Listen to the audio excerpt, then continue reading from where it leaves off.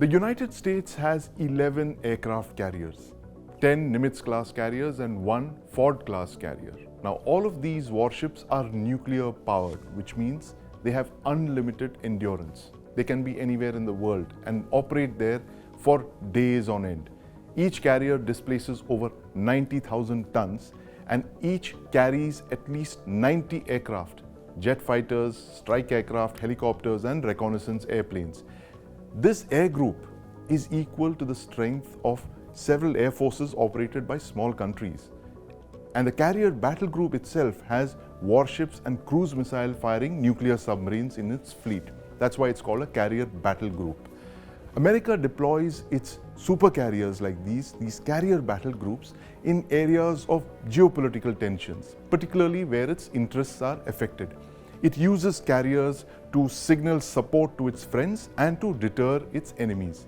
Hence, the deployments of US aircraft carriers are an excellent barometer of the state of geopolitical tensions.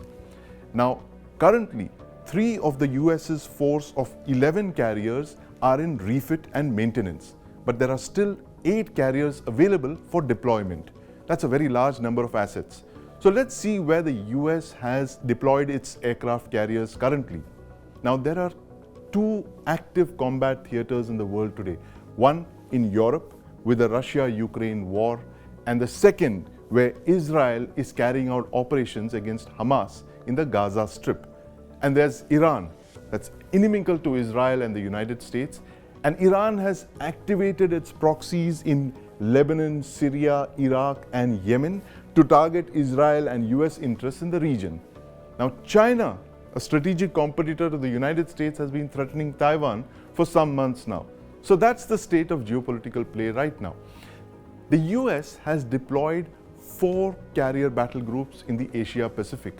In fact, it's after a very long time that you have 4 active carrier battle groups being simultaneously deployed.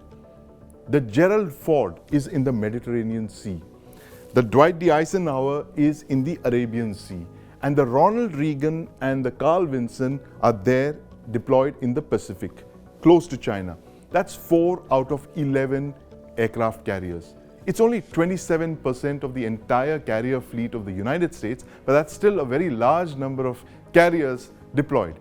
Now let's see how these carriers can make a difference in the theaters that they're deployed in. The Ford's aircraft, warships and cruise missiles can cover the edge of the entire Eastern Mediterranean. In fact, its aircraft have been striking Iran's Revolutionary Guard facility camps in Syria. So that's a message of caution to Iran and its proxies in West Asia to keep them out of the conflict while Israel is attacking Hamas.